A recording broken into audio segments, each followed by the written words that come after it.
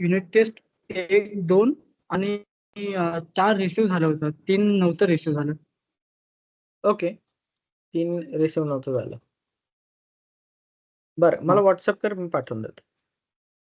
Yes, okay, ठीक आहे. होणार नाही, कारण कॉमनली सगळ्यांनाच पाठवलेलं आहे, तरी पण बघूया. हा, बट मी चेक केलं 2-3दा, बट म्हटलं की एकदा विचारून घेतो तुम्हाला. नाही, मला मेसेज करून पाठवून देतो परत. ठीक आहे सर, थँक्यू. हाँ.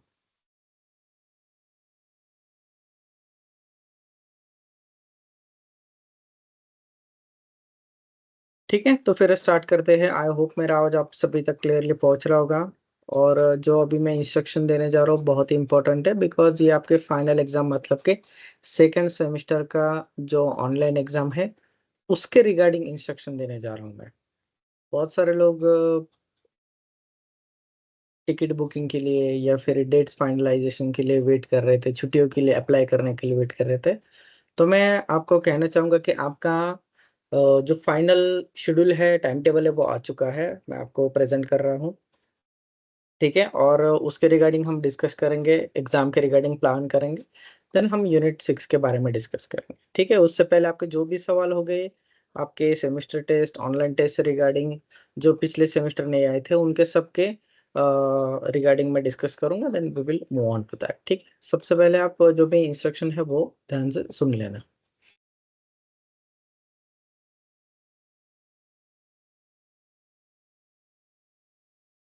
ओके? अभी लास्ट वीक में महाराष्ट्र एमएसबीटी बोर्ड ने ये ऑनलाइन एग्जाम का शेड्यूल जारी किया है। तो उसमें ये जो आपको दिख रहा है, ये है सब्जेक्ट कोड। स्क्रीन दिख रहा है ना सभी को? प्लीज कंफर्मेशन दीजिए। Yes sir. थैंक हाँ यू। दिख रहा है सर। ठीक है, तो Yes, sir. ये जो दिख रहा है, ये कॉलम आपके सब्जेक्ट कोड का है और उसके बगल में जो दिख रहा है आपको, वो शेड्यूल फॉर एग्जाम है। मतलब ये तीनों में आपका शेड्यूल किया गया है। मतलब 20 मई, 21 मई को ये सारे सब्जेक्ट कोड शेड्यूल किए गए हैं। अगर आप यहाँ देखोगे नंबर 2 के रो में, तो ये सारे जो सब्जेक्ट कोड है वो शेड्यूल किए हैं 23 मई और 24 मई के दिन, ठीक है? और बाकी के जो रो नंबर 4 में जो सब्जेक्ट कोड दिए गए हैं, वो 26 और 27 मई को दिए गए हैं। अब इसमें से अपने कौन से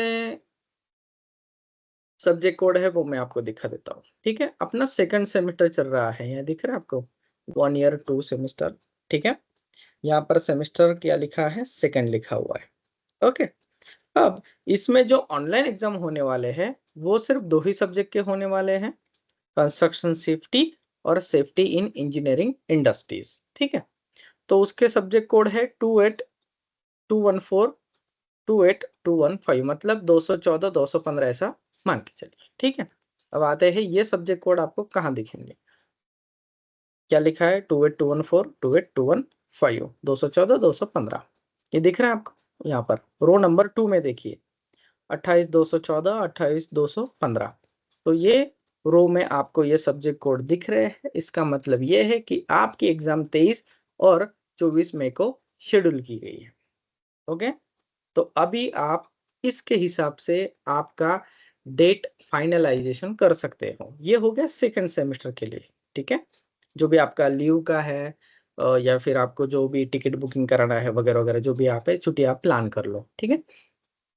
28214 28215, तो 23 मई को ये एग्जाम रहेगा 28214 का और 24 मई को 28215 का रहेगा। उसका टाइम टेबल, आपका जो भी स्लॉट रहेगा, वो आपको अभी मंडे या फिर नेक्स्ट वीक में जैसे ही एग्जाम सेंटर की तरफ से मुझे आता है, मैं आपको दे दूंगा, ओके?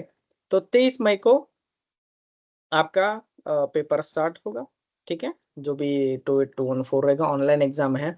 ऑनलाइन एग्जाम बहुत सारे स्टूडेंट ने ऑलरेडी फेस किया हुआ है, तो उनको पता है कि किस तरीके से लॉगिन आईडी पासवर्ड डालना है आपका, और आपका एमएसबीटी के सॉफ्टवेयर पर लॉगिन हो जाता है, फिर आप एग्जाम दे सकते हो। अब पर सब्जेक्ट कितना टाइम रहता है? 1.5 घंटे का एक पेपर रहता है, लेकिन मेरे हिसाब से आप हार्डली आधा घंटा में बहुत सारे स्टूडेंट सॉल्व कर लेते हैं, फिर भी आपको 1.5 घंटा इतना वक्त मिलता है। कितने क्वेश्चंस आते हैं? 35 क्वेश्चंस आते हैं उसमें से, ठीक है? मैं रिपीट कर रहा हूँ, 1.5 घंटे का एग्जाम रहता है, ठीक है? 1.5 घंटा एक सब्जेक्ट के लिए, क्वेश्चंस कितने आते हैं? 35 क्वेश्चंस आते हैं, 4 ऑप्शन दिए जाते हैं, उसमें से कोई भी एक चुनना है आपको, दैट्स इट, और बाकी सबमिट कर देना है, सिंपल एज दैट, बाकी कुछ नहीं करना है आपको। अब एक्चुअल में कब आना है आपको नासिक में? मैं आपको कहूंगा कि 22 मई को आपको कॉलेज में आके, ठीक है, 10 से 5 बजे तक हॉल टिकट कलेक्ट करना है। विदाउट हॉल टिकट आपको एग्जाम सेंटर में घुसने नहीं दिया जाएगा, आपको एग्जाम अलाउड नहीं होगा, ट्रस्ट में। मैं वहां रहूंगा फिर भी आपकी हेल्प नहीं कर पाऊंगा गाइज, तो आपको हॉल टिकट किसी भी हालत में कलेक्ट करना है। उससे पहले आपका जो भी ड्यू डिलिजेंस है, जैसे कि एडमिन का पार्ट हो गया, अकाउंट वाले का हो गया, फीस, सबमिशन, मतलब प्रोजेक्ट और जो भी है वो कंप्लीट करने के बाद ही क्लियरेंस होगा, फिर उसके बाद आपको हॉल टिकट दिया जाएगा, याद रखना, ठीक है। बहुत सारे स्टूडेंट का प्रोजेक्ट हो चुका है, कुछ इक्का दुक्का होगा जिनका बाकी है। यूनिट टेस्ट बहुत सारे लोग मुझे दिखा रहे हैं कंप्लीट कर रहे हैं, कुछ लोगों ने कुरियर कर दिया है, कुछ लोग 22 तारीख को अपने साथ आने लेकर आ रहे हैं, ठीक है। हाँ, इसमें से एग्जाम्शन किनको है? यूनिट टेस्ट के लिए मैं कह रहा हूँ, सिर्फ यूनिट टेस्ट के लिए एग्जाम्शन किसको है? एग्जाम्शन इन द सेंस कि आप 1-2 दिन लेट दे सकते हो, ज्यादा नहीं, ठीक है, लेकिन देकर ही जाना है। जो लोग फॉरेन में है, अब्रॉड में है, ठीक है, क्योंकि उनके पास आंसर शीट नहीं मिल रही है, इसके लिए सिर्फ, तो वो 2 दिन एक्स्ट्रा ले सकते हैं, मतलब आपको 24 को ये सबमिट करना ही है किसी भी हालत में।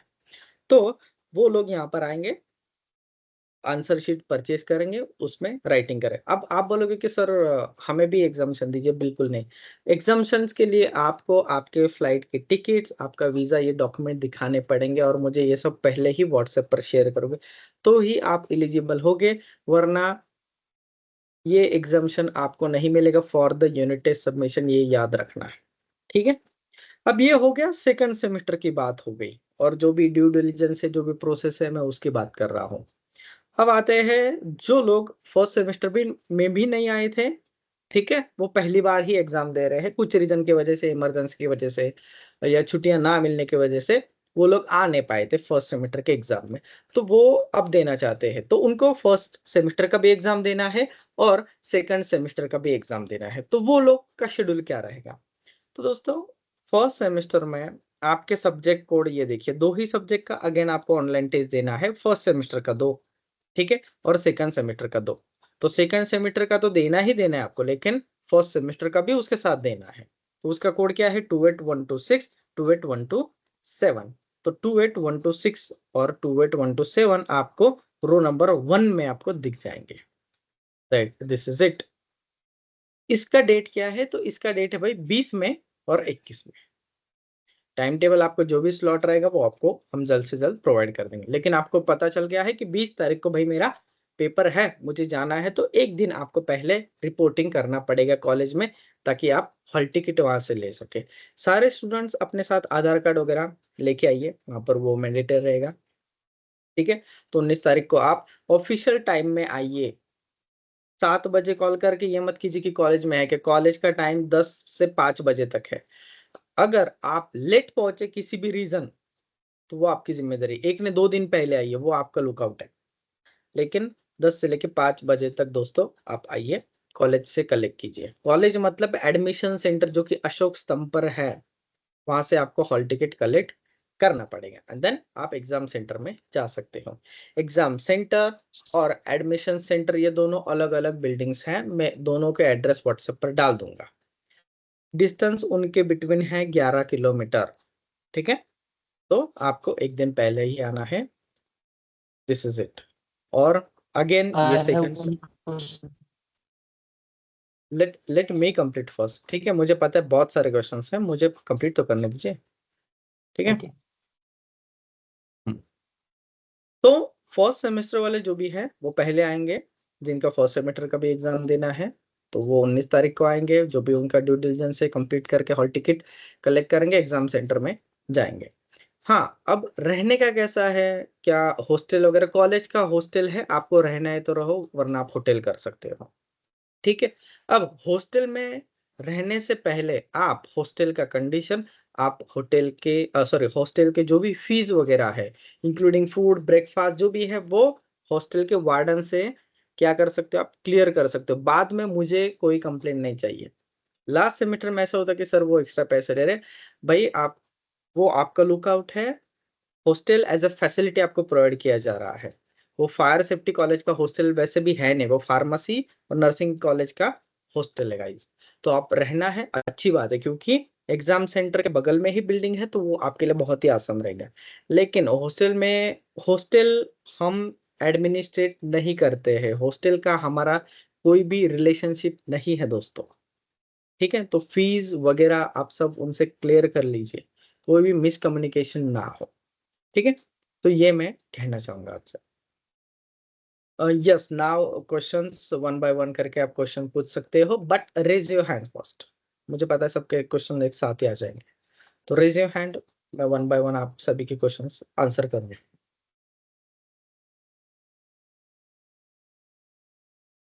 और अच्छा हाँ, जिनको अभी भी पॉसिबल नहीं है, मान लो कि एक कोई स्टूडेंट था जिनका मैरिज इसी पीरियड में आ चुका है, ठीक है, तो वो नेक्स्ट सेमेस्टर दे सकते हैं एग्जाम दोस्तों, ठीक है।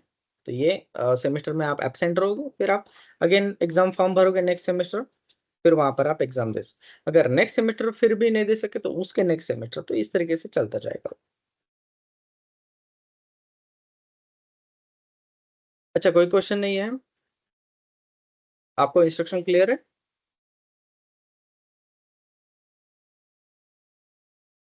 यस सर, क्लियर है। आई होप, और ऑलरेडी फर्स्ट सेमेस्टर में हो चुका है आपको, तो आप सभी को पता है कि किस तरीके से प्रोसेस है। फिर भी आप जो सेकंड, जिनको दोनों सेमेस्टर का एग्जाम देना है उनके लिए ये था, ठीक है। आपको व्हाट्सएप पर मैं टाइम टू टाइम आपको जो भी लॉगिन पासवर्ड वगैरह है वो भी दिए जाएंगे, डोंट वरी। आप एग्जाम सेंटर में भी आपको वो एग्जाम सेंटर वाले लॉगिन पासवर्ड देते हैं, तो उतनी कोई बड़ी बात नहीं है, ठीक है। तो लॉगिन पासवर्ड वो शेयर भी कर दूंगा मैं। दूसरा चीज, यस, मैं वहां पर रहूंगा आपके साथ एज अ गाइड वगैरह, जो भी दिक्कत आई थी टेक्निकल वगैरह, तो हम वहाँ पर रहते हैं आपके साथ टेक्निकल सपोर्ट के लिए, अगर कुछ ज़रूरत पड़ती है तो। आई डोंट थिंक कुछ लोगों को ज़रूरत पड़ेगी, लेकिन फिर भी है तो वहाँ पर हम रहते हैं, डोंट वरी अबाउट इट, ठीक है।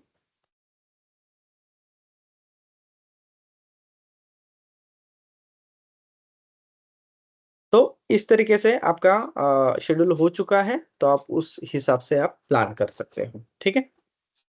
आप चाहे तो इसका फोटो वगैरह स्क्रीनशॉट जो भी है ले सकते हो, स्क्रीन के ऊपर का वैसे भी रिकॉर्ड हो रहा है। मैं ट्राई करूंगा कि आज ही इसका रिकॉर्डिंग यूट्यूब पर अपलोड करके आपको लिंक शेयर कर दूं, ठीक।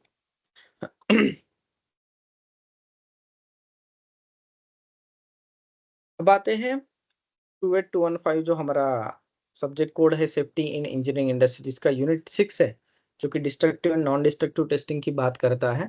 तो उसके जो इंपॉर्टेंट क्वेश्चन आंसर हैं, तो उसके बारे में हम देखेंगे आज, ठीक है।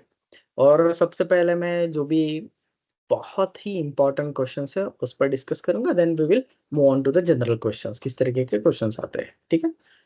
तो सबसे पहले क्या क्या कंटेंट है, तो भाई इसमें कंटेंट है जैसे कि destructive testing and non destructive testing क्या होती है, कि कोई भी वर्क पीस ले लो, चाहे वो मेटल का हो, रबर का हो, प्लास्टिक का हो, ठीक है, कोई भी मटेरियल ले लो, तो उसकी स्ट्रेंथ क्या है, उसकी प्रॉपर्टीज क्या है, ठीक है। तो वो जानने के लिए, उसके पैरामीटर को मेजर करने के लिए, एनालिसिस करने के लिए, स्टडी करने के लिए कुछ टेस्टिंग की जाती है उस मटेरियल के ऊपर, या उस स्पेसिमन, या उस वर्क पीस के ऊपर, ठीक है। तो इसके लिए हमें कुछ टेस्टिंग करने के लिए उसको एक तो तोड़ना पड़ता है, ब्रेक करना पड़ता है, ट्विस्ट करना पड़ता है, ठीक है। तो उससे क्या होता है कि वो वर्क पीस डिस्ट्रक्ट हो जाता है, ठीक है। तो ऐसे टेस्टिंग को हम डिस्ट्रक्टिव टेस्टिंग कहते हैं। मान लो एग्जांपल कि एक टायर कंपनी है, तो उसको चेक करना है कि भाई उसका जो टायर का जो रबर है, ठीक है, तो वो कितना टेंस होता है, तो वो टेंसाइल स्ट्रेस कितना ले सकता है, ठीक है। तो उसके लिए मशीन पर वो वर्क पीस लगाएगा और फिर वो खींचेगा, उसको मशीन खींचेगी, ठीक है। तो अब ये जो टेंसाइल स्ट्रेस, ये जो टेस्टिंग होगा, तो उससे क्या होगा, वो मटेरियल तो आखिर में टूट जाएगा, राइट। तो उससे क्या होता है कि वो मटेरियल का डिस्ट्रक्शन हो गया, मतलब वो मटेरियल अभी स्क्रैप हो गया, या फिर हमें रिसाइकल करना पड़ेगा, वेस्ट हो गया वो अभी। तो इसलिए ऐसे टेस्टिंग को हम डिस्ट्रक्टिव टेस्टिंग कहते हैं, जिसमें मटेरियल जैसे कि डिस्ट्रक्ट हो जाता है, ठीक है, या उसका शेप साइज चेंज हो जाती है, आप समझ रहे हो, तो मतलब वो डैमेज हो जाता है मोटा मोटा। तो ऐसे टेस्ट जैसे कि ब्रेक लोड टेस्ट हो गया, टेंसाइल स्ट्रेस लोड टेस्टिंग हो गया, ये सारे डिस्ट्रक्टिव टेस्टिंग में आते हैं। तो लेकिन उससे लॉस क्या है कि जो भी आप वर्क पीस बनाते हो उसका कॉस्ट वगैरह यहाँ पर ये हो जाता है। तो एनडीटी क्या होता है, नॉन डिस्ट्रक्टिव टेस्टिंग, कि भाई हम ये सब जाने बिना मटेरियल को डैमेज करके, क्या ये पॉसिबल है क्या? तो कुछ पैरामीटर में ऑफ कोर्स ये पॉसिबल है। तो इसके लिए जैसे कि आप dye penetration test, radiography, ultrasound, magnetic particle, eddy current method, thermography, तो ये सारा टेस्ट आप यहाँ पर इसमें कर सकते हो बिना मटेरियल को नुकसान पहुंचाए।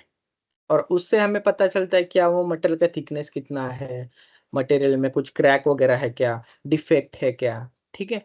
तो ये सारी चीजें हम इस टेस्ट से जानते हैं ताकि हमें मटेरियल का प्रॉपर्टीज पता चले, उसका कंडीशंस, उसका स्ट्रेंथ क्या है, कहाँ कहाँ पर वीकनेस है, कहाँ कहाँ पर डैमेज है, ये सब हमें पता चलता है।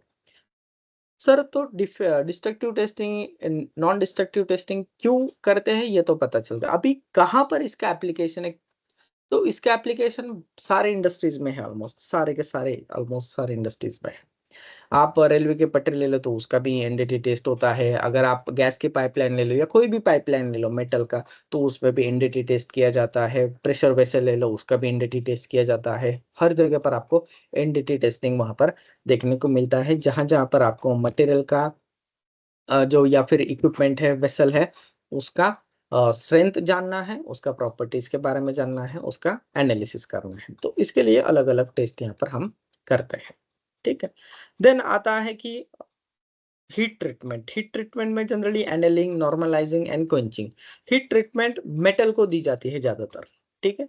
क्यों? क्योंकि मेटल की अंदर क्या रहता है, ग्रैनुअल जो उसका स्ट्रक्चर रहता है उसको चेंज करने के लिए, कभी कभी उसका स्ट्रेस रिलीव करने के लिए, उसको उसकी प्रॉपर्टीज जो मैक फिजिकल प्रॉपर्टीज है उसको चेंज करने के लिए, ठीक है, या उसमें सुधार लाने के लिए, तो इसके लिए ये सारा हीट ट्रीटमेंट किया जाता है।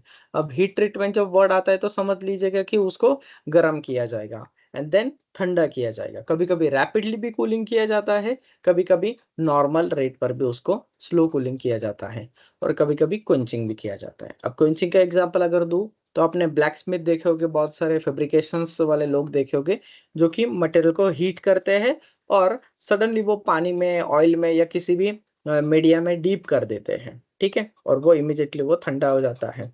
तो ये प्रोसेस क्या है, तो ये क्वेंचिंग है, आप समझ रहे हो। तो इस तरीके से हीट ट्रीटमेंट वहां पर मेटल के ऊपर अप्लाई की जाती है। देन नेक्स्ट कंटेंट आता है इसमें safety in IT and electronic industry and service sector. तो आईटी इंडस्ट्री में भाई कौन से हजार्ड है, जैसे कि आपका आईटी इंडस्ट्रीज में देखोगे तो एर्गोनॉमिक हजार्ड सबसे ज्यादा है वहां पर, दूसरा है फिर इलेक्ट्रिसिटी का वहां पर हजार्ड ज्यादा है। इलेक्ट्रॉनिक देखोगे कट तो रही है वहां आपकी पर, यस, सर, वॉइस क्लियर नहीं आ रहा सर। ओके, एक सेकंड। क्या सभी को क्लियर नहीं आ रहा है, प्लीज मुझे बताइए। क्लियर ही आ रहा है। हमको आ रहा है, वॉइस आ क्लियर रहा है आ रहा सर, आ है। रहा है। थैंक क्लियर आ रहा है सर, क्लियर आ रहा है। ओके, क्लियर आ रहा है sir. Thank you so much. Yes guys, आप भी आपका नेटवर्क वगैरह देखिए, मेरा तो नेटवर्क मैंने चेक करके बैठा हूँ, प्लीज रिक्वेस्ट है। अब फिर इलेक्ट्रॉनिक अगर आप देखोगे, जैसे कि सेमीकंडक्टर इंडस्ट्रीज ले लो, या फिर जहां पर भी इलेक्ट्रॉनिक कंपोनेंट का मैन्युफैक्चरिंग, असेंबली वगैरह ये सारा प्रोसेस होता है, तो वहां पर स्टैटिक इलेक्ट्रिसिटी जनरेशन, फिर इलेक्ट्रॉनिक पार्ट डैमेज वगैरह होने का वहां पर भी खतरा बना रहता है। सर्विस सेक्टर, और फिर ये जो सारे हजार्ड से उससे क्या क्या कंट्रोल मेजर्स हम वहां पर ले सकते हैं।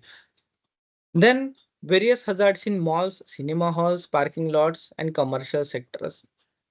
यहाँ पर दो तीन सवाल आते हैं आपको, जैसे कि पार्किंग लॉट में फायर लगे तो क्या करना है, मॉल सिनेमा हॉल्स में हजार्ड से लेकर एक दो क्वेश्चंस आते हैं, तो तीन क्वेश्चंस आई थिंक इस पर आते हैं।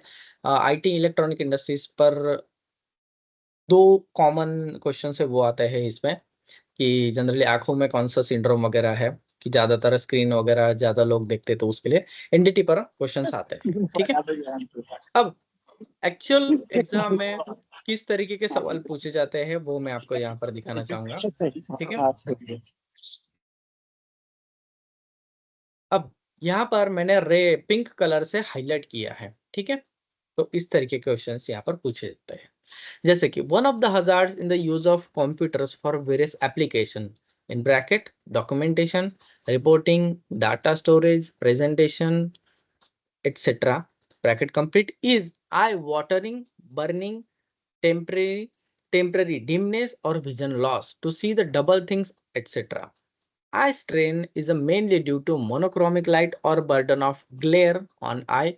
What are the safety measures? तो यहाँ पर क्वेश्चन बड़ा है लेकिन इसका मतलब सिंपल है कि कंप्यूटर का इस्तेमाल हम क्यों करते हैं documentation, data storage, presentation, reporting वगैरह वगैरह के लिए। तो उससे क्या होता है कि आंख में से पानी आना, कि आंख में जलन होना, ठीक है, कभी कभी धुंधला दिखना, कभी कभी डबल चीजें दिखना, तो ये सारा चीजें वहां पर हो सकता है, तो उसे हम आई स्ट्रेन कहते हैं। ठीक है, अब ये जो आई स्ट्रेन है कभी कभी अलग अलग प्रकार के लाइट की वजह से, जिसे मोनोक्रोमिक लाइट कहा जाता है।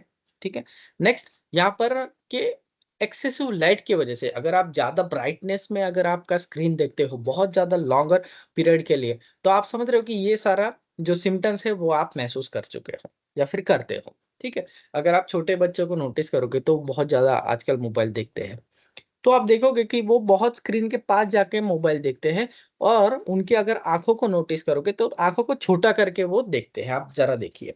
तो इसीलिए बहुत सारे डॉक्टर्स वगैरह सजेस्ट करते हैं, और पहले भी ये सजेशन दिया गया है, जनरल सजेशन है कि भाई आप आपका जो भी स्क्रीन है, ठीक है, चाहे टीवी का स्क्रीन हो, मोबाइल हो, लैपटॉप हो, कंप्यूटर हो, तो एक सेफ डिस्टेंस से ही आपको देखना है, ऐसा स्क्रीन में नहीं घुसना है, ऐसा जनरली हम स्टेटमेंट यूज करते हैं। तो ये why it is to avoid this eye strain, और तो इसके लिए क्या अप्रोप्रिएट सेफ्टी मेजर है, तो ये ऑप्शंस आपको दिए गए हैं, इनमें से आपको चुनना है। एग्जांपल जैसे कि monitor should be kept at 25 to 35 degree below the angle of I level, जो आपकी आई लेवल है उससे 25 से 35 डिग्री यहाँ पर नीचे होना चाहिए, and 50 to 78 inches away from the face, आपके जो फेस है, चेहरा है, उससे 50 इंचेस दूर होना चाहिए। Next, there should be balance between monitor light and room light. Yes, monitor light और रूम लाइट में यहाँ पर डिफरेंस जरूर होना चाहिए ताकि आप वहां पर दिखे। एग्जाम्पल जैसे कि darkness, computer should not be operated, ठीक है, कि पूरा रूम डार्क है, वहां पर आप कंप्यूटर ऑपरेट कर रहे हो, तो उससे आप समझ रहे हो कि आंखों को यहाँ पर तकलीफ हो सकती है।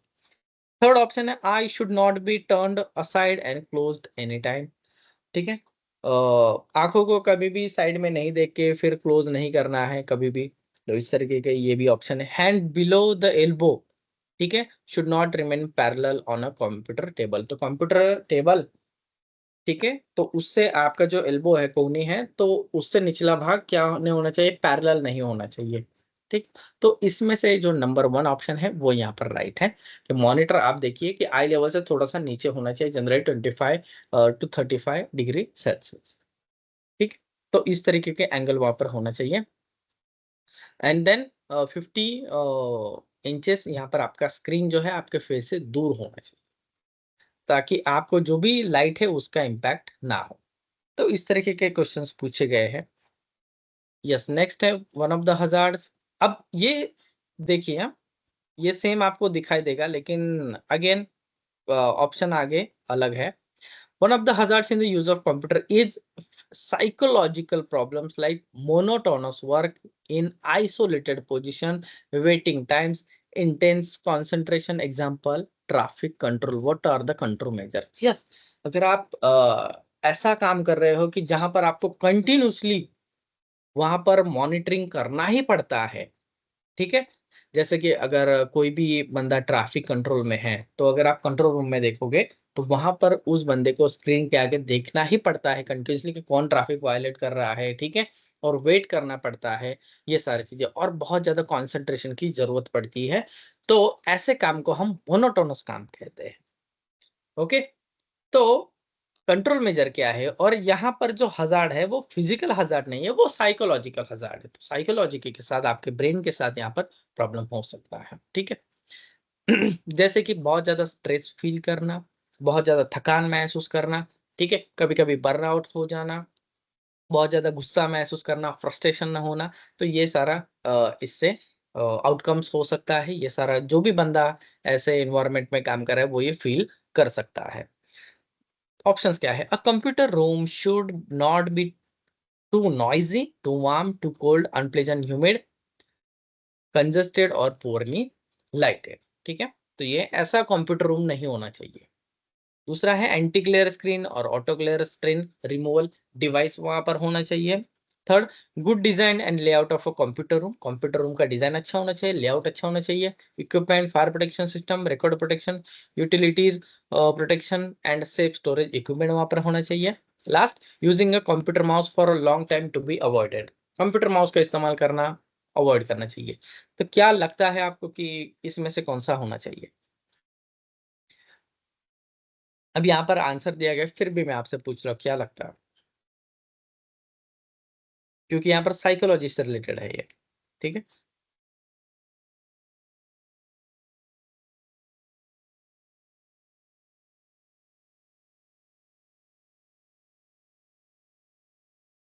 अब यहाँ पर अगर आप ऑप्शन ए को भी नोटिस करोगे तो वो भी आपको स्लाइटली राइट दिखेगा।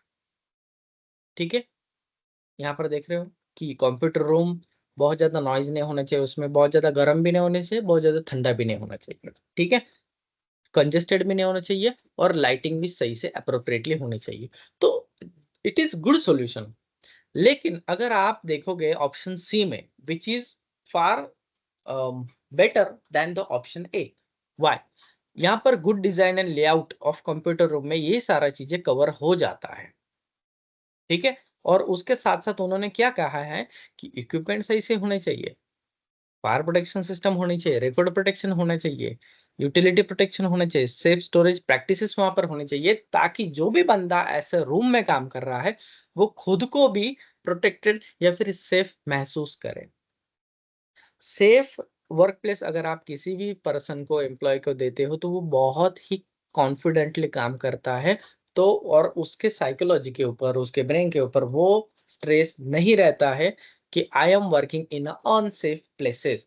जैसे कि अगर आप देखोगे तो कंस्ट्रक्शन में बहुत सारे लेबर्स काम करते हैं, लेकिन उनको एक डर भी रहता है कि भाई कभी भी एक्सीडेंट हो सकता है, कोई भी मटेरियल गिर सकता है, कुछ भी हो सकता है, कहीं से भी नॉइज आ सकता है। आप समझ रहे हो?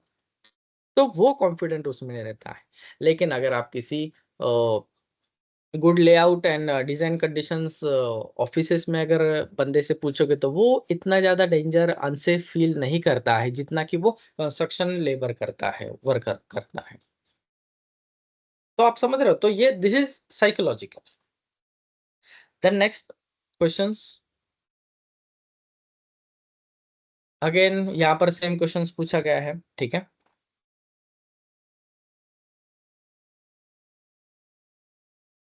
आई थिंक ये क्वेश्चन 2-3 बार पूछा गया है। Any position of the body can cause a discomfort and fatigue if maintained for a long period of time. Of course, आप कोई भी बॉडी पोजीशन लो, अच्छा पोस्चर ले लो, बैड पोस्चर ले लो, अगर आप लॉन्ग टाइम के लिए ऐसे पोजीशन में, पोस्चर में रहते हो तो वहां पर आपको डिस्कम्फर्ट महसूस होगा। Of course, for example standing is a natural posture, but prolong period in a standing position can lead to sore feet. Of course muscle fatigue होता है, बैक पेन में आपको दर्द होने लगता है। Additionally, poor workstation layout, awkward task, increase strain. This ergonomic disorder is known as, तो ऐसे ergonomic disorder को आप क्या कहते हो? वर्क रिलेटेड मस्कुलोस्केलेटल डिसऑर्डर, जिसे MSDB कहा जाता है। ठीक है, मस्कुलोस्केलेटल डिसऑर्डर कहा जाता है। ठीक है, तो यहाँ पर अगर आप देखोगे, ठीक है, तो CVS जैसे कि आई थिंक विजन सिंड्रोम है, CVS जो जनरली IT में जो लोग काम करते हैं, ठीक है, उनको वो विजन सिंड्रोम हो जाता है, स्ट्रेन वगैरह आना, आंख में से पानी आना वगैरह वगैरह।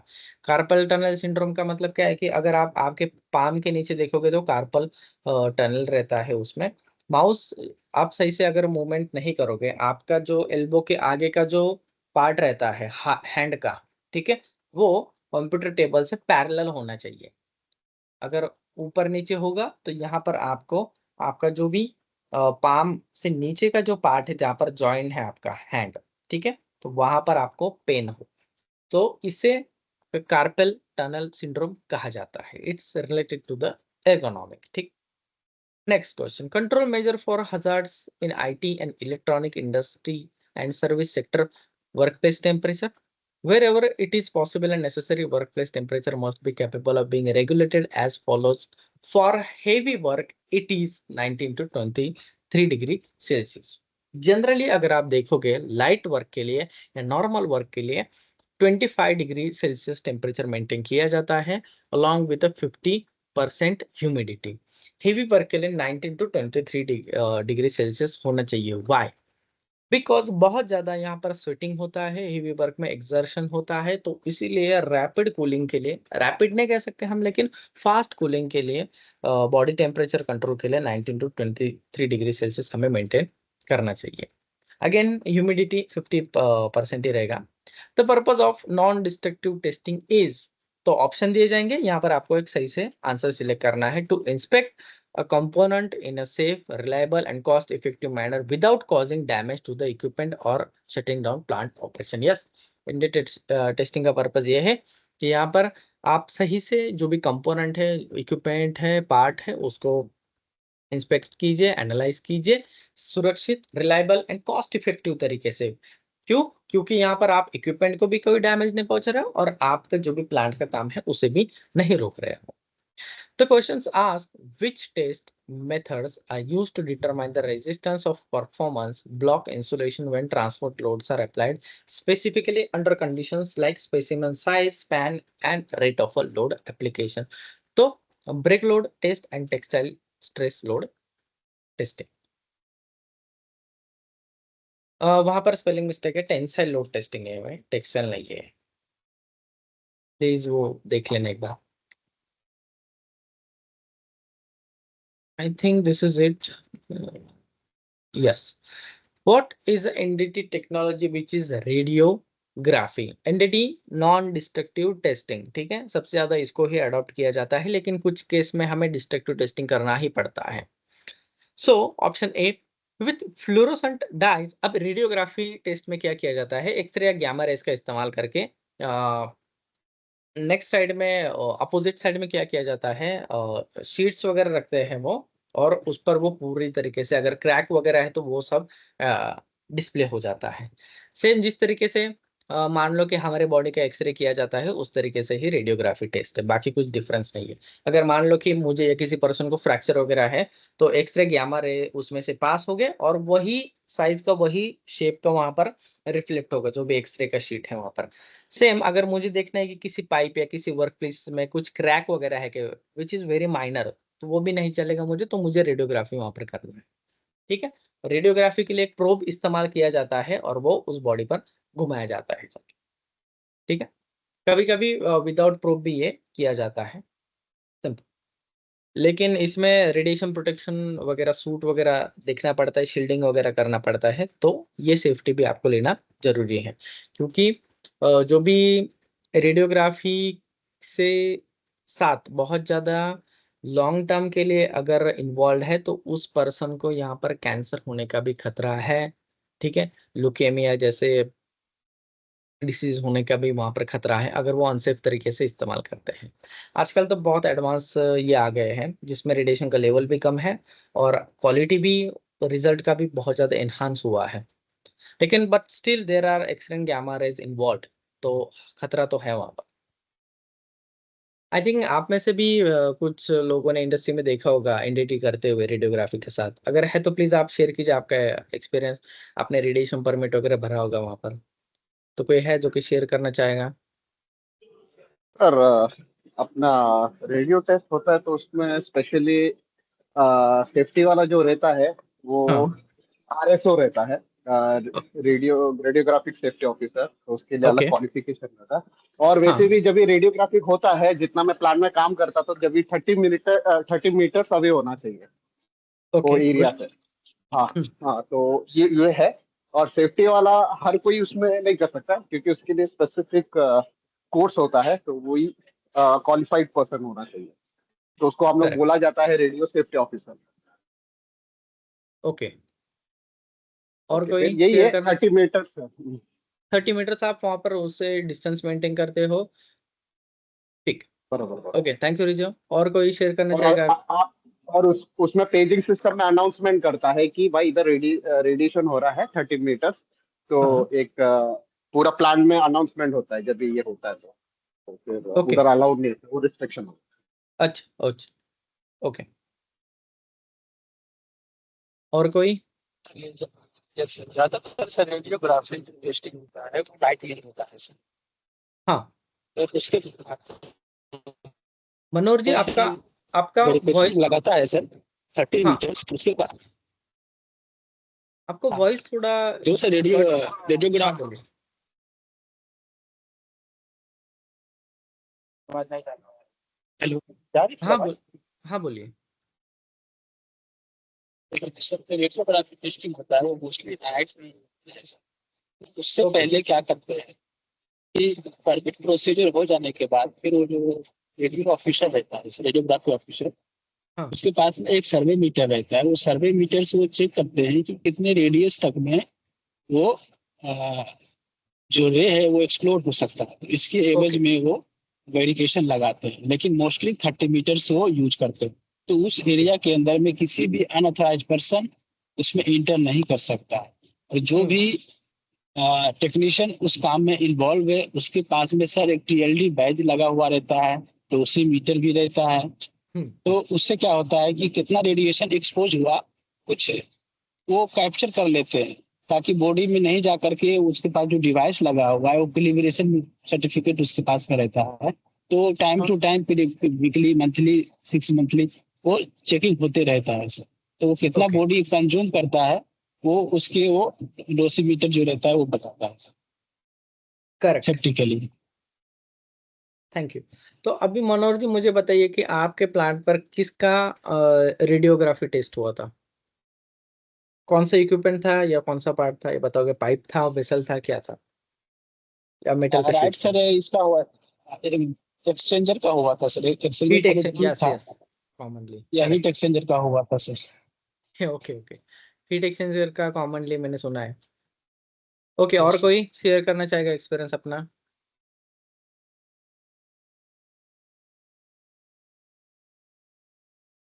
अगर आप देखोगे तो इसमें अल्ट्रासाउंड भी आता है, और हाँ रिजो जी ने जैसे बताया, मैं उसके बारे में थोड़ा सा ऐड करना चाहूंगा। अगर आप आरएसओ कहा जाता है जनरली उसको, ठीक है, रेडियोलॉजिकल सेफ्टी ऑफिसर। जनरली ये जो सर्टिफिकेशन है आपको AERB करके एक बॉडी है गवर्नमेंट का, वो देता है, ठीक है, atomic energy regulatory board I guess. और वही भाभा बार्क को भी रेगुलेट करता है। तो जहां पर भी रेडियो एक्टिव मटेरियल के साथ प्रोसेस मैन्युफैक्चरिंग या जो भी किया जाता है, ठीक है, पावर प्लांट, तो वहां पर रेगुलेशन AERB का चलता है। तो ये ध्यान देना। तो रेडिएशन से रिलेटेड जो भी आप डॉक्यूमेंट प्रेफर करोगे, स्टैंडर्ड्स प्रेफर करोगे, गाइडलाइंस फॉलो करोगे, रिकमेंडेशन चाहोगे, हैंडबुक चाहोगे, तो बेस्ट वे मैं रिकमेंड करूंगा atomic energy of regulatory board. तो उनका ही डॉक्यूमेंटेशन आप रेफर कीजिए, बहुत बढ़िया है। और हाँ आरएसओ का भी, मतलब रेडियोलॉजिकल सेफ्टी ऑफिसर, उनका भी एक क्वालिफिकेशन है, कुछ कोर्स है। ड्यूरेशन वगैरह मुझे ये नहीं पता उसके बारे में, आप चाहे तो नेट पर देख सकते हो, उनके ऑफिशियल वेबसाइट पर अप्लाई कर सकते हो। आरएसओ की जरूरत जनरली न्यूक्लियर पावर प्लांट वगैरह वहां पर उसमें रहती है, और रेडिएशन से रिलेटेड जो भी वर्क है वहां पर भी उनका रिक्वायरमेंट रहता है।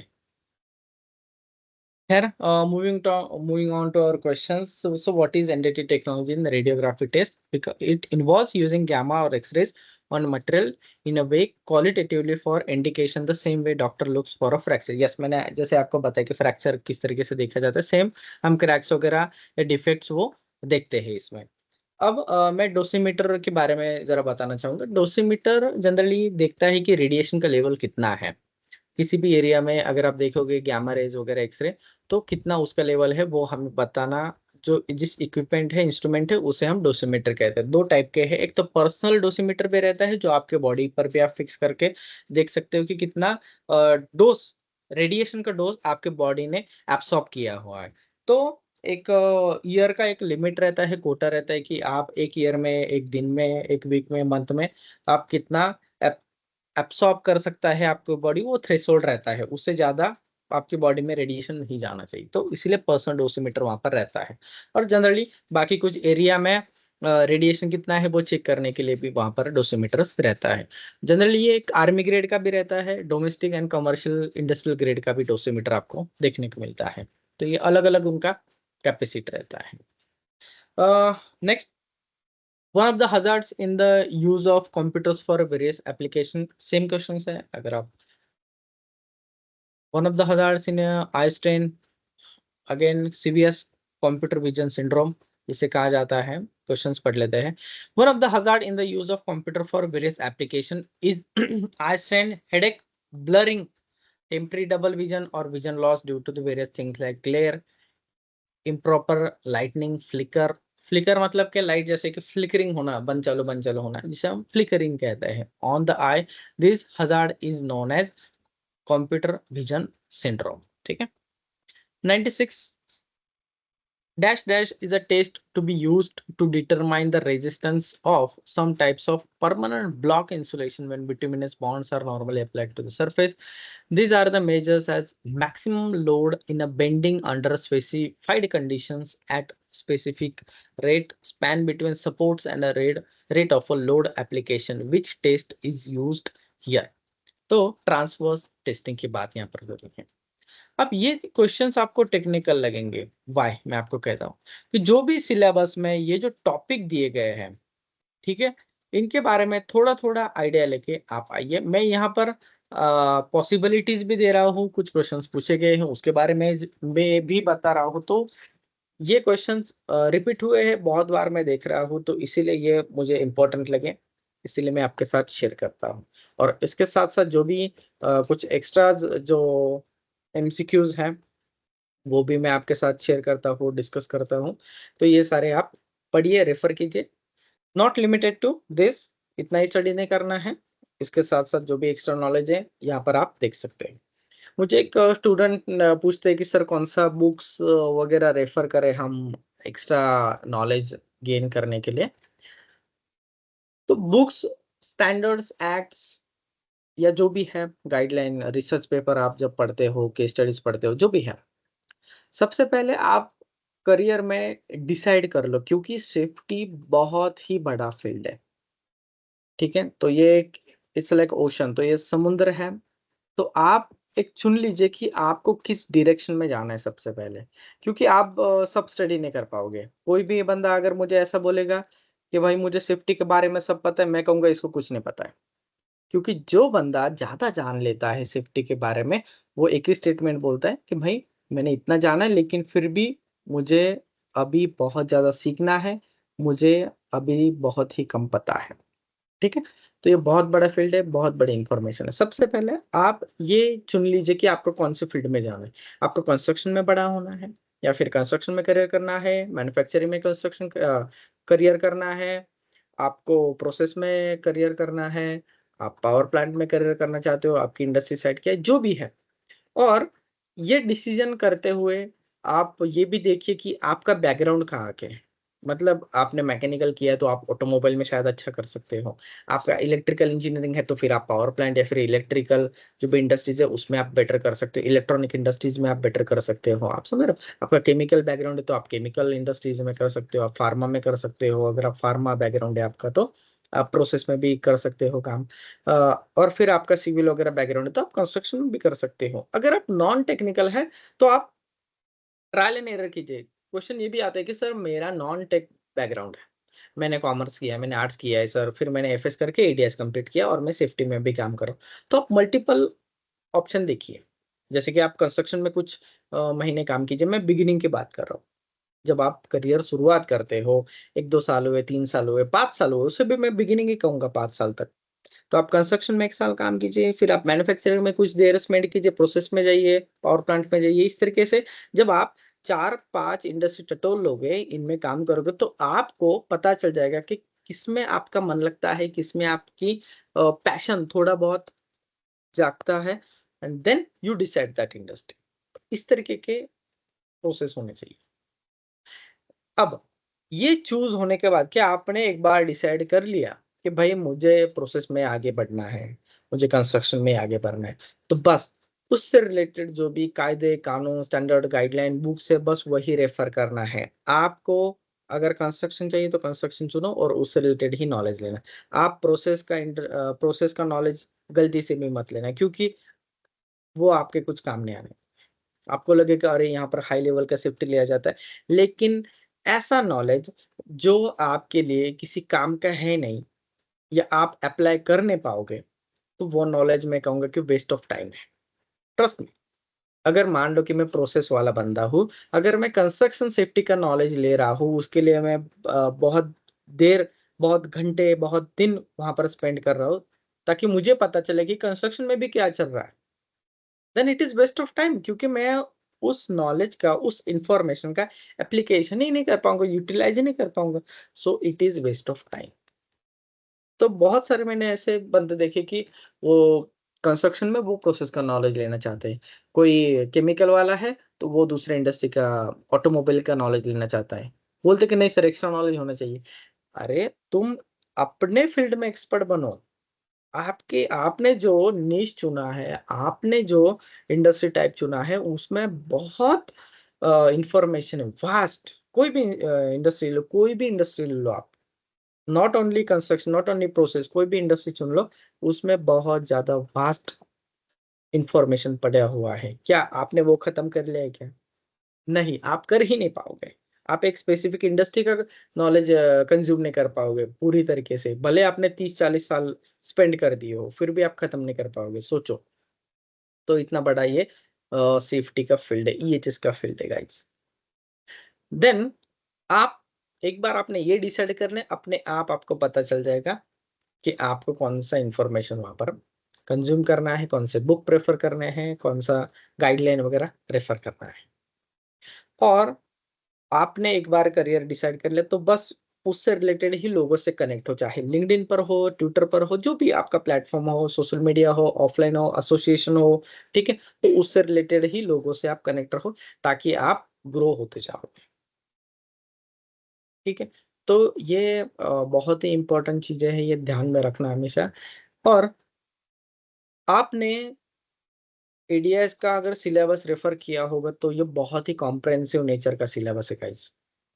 तो आप कोई भी इंडस्ट्रीज में हो, आपको इसमें रेफरेंस के लिए बुक्स वगैरह ये सब मिल जाएंगे, जैसे कि लर्निंग रिसोर्सेस। अगर आप देखोगे यहाँ पर तो ये देखिए, सजेस्टेड लर्निंग रिसोर्सेज। मान लो कि आप इंजीनियरिंग इंडस्ट्रीज में हो तो क्या है, सेफ्टी इन इंजीनियरिंग इंडस्ट्री का एक बुक आता है जिसका ऑथर है ए के कुलकर्णी, वो आप पढ़ सकते हैं।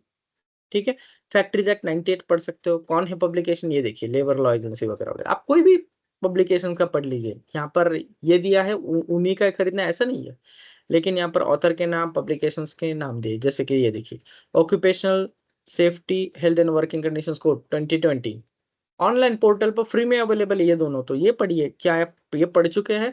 अगर ये पढ़ चुके, क्या आपके स्टेट के रूल पढ़ चुके हैं आप? ये भी देखिए। Then next, environment safety and health. यहाँ पर ISBN नंबर आता है, हर एक बुक का एक नंबर आता है, आइडेंटिफिकेशन नंबर है उसका। तो किन्होंने लिखा है? AK गुप्ता ने। पब्लिकेशन कौन है? लक्ष्मी पब्लिकेशन। क्या आपने ये पढ़ लिया? सुपरवाइजर सेफ्टी मैनुअल, ये देखिए, ये USA का नेशनल सेफ्टी काउंसिल, उनका ये पब्लिकेशन। और मैंने इनका पब्लिकेशन के बुक्स एक दो रेफर किए गाइस, 500-600 के ऊपर ही पेजेस है, कुछ कुछ तो 6-6 हजार पेजेस के हैंडबुक है उनके। तो 6,000 पेजेस कब खत्म कर पाओगे आप? प्रोसेस वालों का मैंने इन्होंने पढ़ा है, प्रोसेस सेफ्टी के लिए मैं रेफर कर रहा था, कब खत्म करोगे 6,000 पेजेस, सोचो। Then prevention of major industrial accidents, ILO, ILO के इस पर मिल जाएगा आपको वेबसाइट पर। और ये सिर्फ एक सब्जेक्ट का रिसोर्सेस है। आप ऊपर के सब्जेक्ट भी देख सकते हो। अगर आप कंस्ट्रक्शन में हो तो आप कंस्ट्रक्शन के रिसोर्सेस यहाँ पर देख सकते हो। ठीक है, इसके ऊपर कंस्ट्रक्शन है, ये देखिए कंस्ट्रक्शन का रिसोर्सेस है, construction safety handbook, Vijay Davis, तो ये सब है उनका। Health and safety hazard in construction, जेमसेल विक्स, इनका पढ़िए। BOCW acts and rules, labour law agency का, इंडिया का ही है, तो ये पढ़िए आप। ठीक है, तो इस तरीके के रिसोर्सेस आपको मिल जाते हैं, सब दिया हुआ है इन्होंने, बस ढूंढिए, पढ़िए, अप्लाई कीजिए। और हाँ, सिर्फ इंफॉर्मेशन कलेक्ट मत कीजिए। ठीक है, आप बोलोगे बहुत ज्यादा इंफॉर्मेशन बम्बार्डिंग आजकल चल रहा है क्योंकि इंटरनेट और वाईफाई बहुत सस्ता हो चुका है, तो इंफॉर्मेशन है इंफॉर्मेशन, तो ओवरफ्लोडेड इंफॉर्मेशन से कंफ्यूजन होगा, और कंफ्यूजन होगा तो आप कुछ एक्ट नहीं कर पाओगे। ठीक है, थोड़ा इंफॉर्मेशन लीजिए, इंपॉर्टेंट लीजिए और उसको अप्लाई कीजिए। बस इंफॉर्मेशन ऐसा बस कलेक्ट मत कीजिए, तो समझिए, एनालिसिस कीजिए, अप्लाई कीजिए, तभी उस इंफॉर्मेशन का, उस नॉलेज का फायदा है, वरना वो किसी काम का नहीं है।